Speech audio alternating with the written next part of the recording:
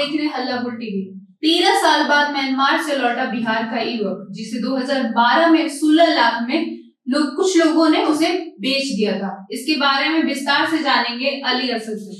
देखिए, ये जो घटना है ये बहुत ज्यादा अफसोसजनक है, और जब आप इस पूरी कहानी को सुनेंगे तो आपको बहुत ज्यादा हैरत होगी, बहुत ज्यादा अफसोस होगी, और समझ में आएगा कि हमारे बिहार में क्या कुछ चल रहा है और चल रहा था, और किस तरह दलालों का एक नेटवर्क होता है जिसके माध्यम से जो गरीब जनता होती है, बिहार में बहुत ज्यादा गरीबी है। बिहार की 50% जो आबादी है वो 2500 रुपए महीना उनका सैलरी इनकम है। 2500 ज्यादा नहीं, 50% जनता जो है बिहार की 13 करोड़ की आबादी है बिहार में, तो यहाँ की आधी जनता जो है वो गरीब है। और जब लोग गरीब रहते हैं तो दूसरे कंट्री में लोग जाना चाहते हैं ताकि ज्यादा पैसा कमा सकें, रोजगार का अच्छा, वहां पर जो है ज्यादा पैसे मिलते हैं, सैलरी ज्यादा होती है बिहार के मुकाबले में, तो दूसरे देश लोग जाना चाहते हैं किसी भी जुगाड़ से, जिसको डंकी प्रोसेस करते हैं उसका भी इस्तेमाल होता है, तो यहाँ पे डंकी प्रोसेस का ही इस्तेमाल हुआ है। तो एक युवक है जो अररिया का रहने वाला है, जिसका पूरा नाम है मुन्ना उर्फ जमशेद, जो 13 साल बाद म्यांमार से लौटा है। लौटा नहीं है, उसको किसी तरह जुगाड़ के माध्यम से लाया गया है।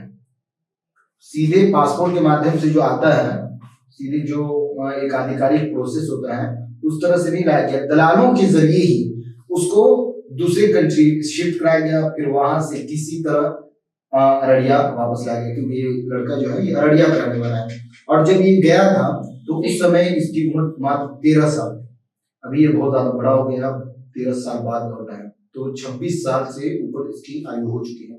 इस पूरी कहानी को हम आपको बताते हैं, जब आप सुनिएगा तो आपके रोंगटे खड़े हो जाएंगे, ये बहुत दर्दनाक कहानी है। अररिया का रहने वाला मुन्ना उर्फ जमशेद 13 साल बाद अपने घर लौटा है। उसने बताया है कि उसके गांव के 3 लोग 2012 में बहला फुसलाकर घर से ले गए और म्यांमार में 16 लाख में बेच दिया। वहां सरिया बनाने की एक कंपनी में मुझे काम करवाया गया। कंपनी के लोग इंजेक्शन से खून निकाल देते, काम करने पर जब हम लोग थकते थे तो नशे का इंजेक्शन देते थे और काम करवाते थे, यानी जबरदस्ती वहां काम करवाया जाता था। यहाँ से दलालों ने किसी तरह उसको पास करवाया, 16 लाख में बेच दिया, और वहां जो कंपनी है वो कंपनी उससे अनथक मेहनत करवा के उससे कंपनी का काम करवाती थी और खून तक निकालती थी जिस्म से। उसके बाद जब वो कमजोर हो जाता था, थक गिर जाता था, तो दोबारा उसे इंजेक्शन देके काम करवाया जाता था। मुन्ना ने बताया कि मेरी माँ ने मेरे लिए 13 साल कोर्ट में लड़ाई लड़ी, तब जाकर अपने घर वापस मैं आ पाया हूँ। मैं जज साहब का शुक्रगुजार हूँ कि उन्होंने ऐसा फैसला दिया जिसकी वजह से मैं अपनी माँ से मिल पाया हूँ।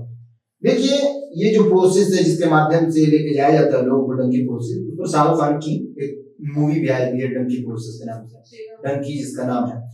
तो ये प्रोसेस जो है आज भी पूरे भारत में है, लोग भागते हैं इसमें, जुगाड़ लगा के जाते हैं डंकी प्रोसेस के माध्यम से। इसी भारत के बहुत सारे मुल्क हैं, वहां से रोजगार के अवसर को प्राप्त करने के लिए, अच्छी सैलरी के लिए दूसरे कंट्री जाते हैं। तो ये पूरा मामला उसी पर आधारित है। कहानी आज से 13 साल पहले शुरू होती है। मुन्ना की उम्र उस वक्त 13 साल की थी, सिर्फ 13 साल। उसके पिता गुजर गए थे। माँ पर परिवार की जिम्मेदारी होती है, पिता नहीं जब रहते हैं तो माँ पर जिम्मेदारी रहेगी पूरी, तो माँ पर पूरी जिम्मेदारी थी। गांव के 3 लोगों ने कहा कि मुन्ना को हमारे साथ बनारस भेज दीजिए, वो वहां मदरसे में पढ़ेगा।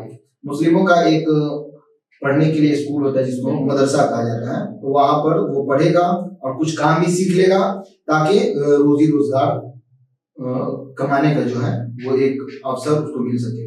मुन्ना की माँ जारीना खातून ने इसके लिए हामी भर दी, कहा ठीक है ले जाइए। मुन्ना 10 दिन तक बनारस में रहा, फिर उसे म्यांमार में बेच दिया गया। मतलब वो जो दलाल थे वो उसको काम दिलवाने के बहाने उसके माँ से ले लिए। अब देखिए कितने अफसोस की बात है कि एक छोटा सा बच्चा जो सिर्फ 13 साल का है, जिसके पिताजी जो है वो डेथ कर गए, सिर्फ उसकी माँ है जो उसकी जिम्मेदारी संभाल रही है, और घर में गरीबी है। गरीबी के कारण गांव के 3 लोगों ने उसका फायदा उठाया।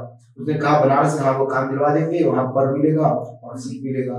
आगे फ्यूचर में आपको दिक्कत नहीं होगा। लेकिन उन तीनों ने धोखा किया। कोई बड़ा रहता तो एक बात मानने वाली थी, लेकिन एक छोटा बच्चा जो मात्र 13 साल का है उसको कैसे कोई बेच सकता है?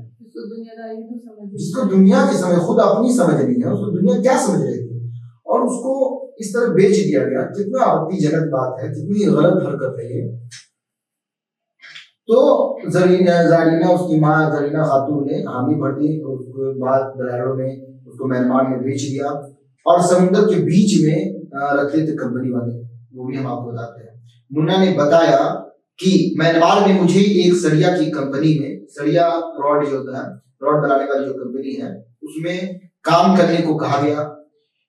ऐसी जगह रखा जाता था जहां चारों तरफ समुद्र और ऊंची दीवारें थी, बीच में एक कंपनी थी जहां लोहे की रॉड बनाई जाती थी।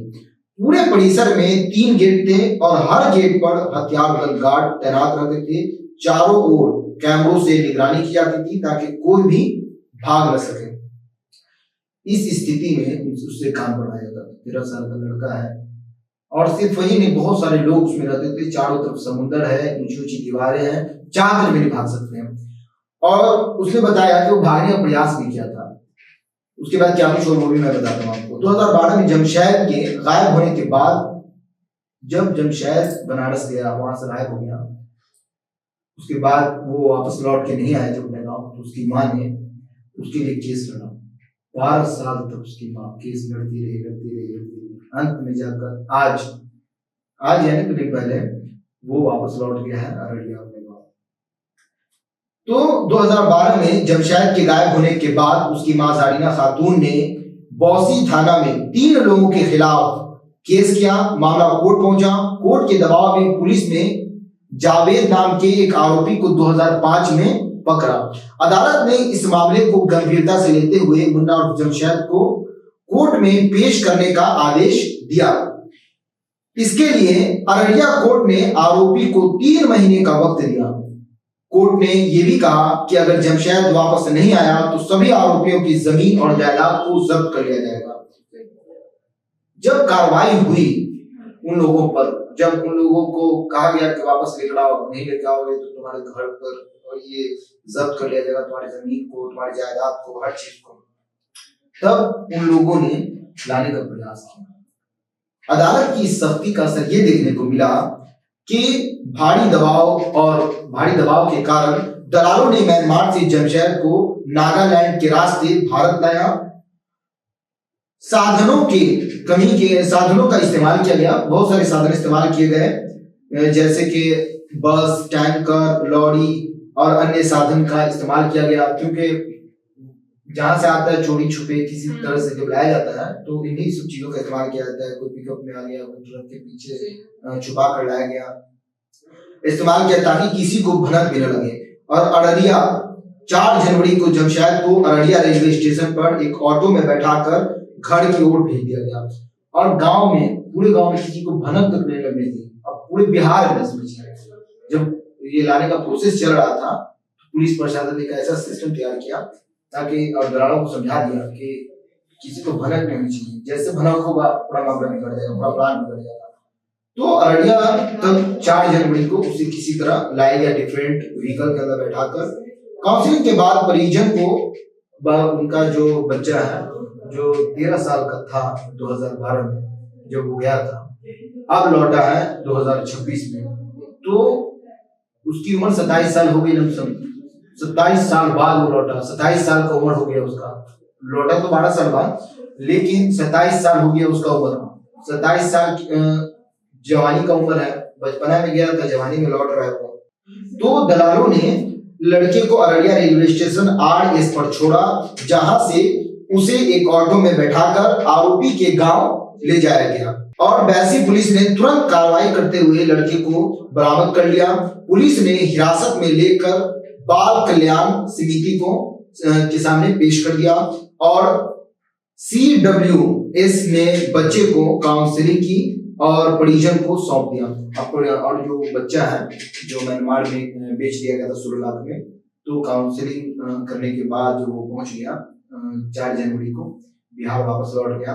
तब जो पूरा प्रोसेस होता है उन सब प्रोसेस को फॉलो करने के बाद अब वो बच्चा जो है उनके पिता तो उनके नहीं रहे, तो उनकी माता को सौंप दिया गया है। और कोर्ट ने जो फैसला लिया है, इससे एक युवक जो है, जो 12 साल बाहर रहा, वो वापस लौट के अपनी माँ के पास, ये बहुत खुशखबरी की बात है। लेकिन सबसे बड़ा सवाल ये है कि इतना लंबा प्रोसेस लगा क्यों? फौरन काम होना चाहिए ना भाई। 6 साल 5 साल का मानिए, 12 साल 13 साल कोई बाहर रह गया, अभी उसके बाद लाया गया उसको, तो जो हुआ सो हुआ। लेकिन सबसे बड़ी खुशखबरी की बात यह है कि वो बच्चा लौट गया है। अब जो आरोपी हैं उन सब पे कार्रवाई तो बहुत सब हो ही रही है, पूछा ही जा रहा है लोगों को, अब बुला तो लिया गया बच्चे को, अब आरोपी पर और सख्त कार्रवाई की जाएगी। कोर्ट का क्या फैसला आता है वो भी हम सब अपने दर्शकों को अगले अपडेट में जरूर बताएंगे। तो अली ने आपको जैसे कि बताया इसके बारे में विस्तार से कि बिहार में रोजगार की कमी होने की वजह से बहुत सारे लोग बिहार से बाहर जाते हैं जॉब करने। इसी दौरान उन्हें बहुत सारे बच्चों को बेच दिया जाता है और ये नौकरी के लालच में वो कहीं भी जाने को तैयार होते हैं, लेकिन उन्हें ये नहीं पता होता है कि उनके साथ क्या होने वाला है। उन्हें नौकरी दी जा रही है कि उनसे मजदूरी वहां नशे की भी हालत में इंजेक्शन देकर कराया जा रहा है। तो ये है हमारी बिहार की व्यवस्था कि इतनी कम बेरोजगारी है यहाँ पे। तो आगे आपकी इस पे क्या राय है इस चीज को लेके, आप हमें कमेंट में जरूर बताएं और आप तमाम खबरों के लिए देखते रहें हमारे साथ हल्ला बोल टीवी। धन्यवाद।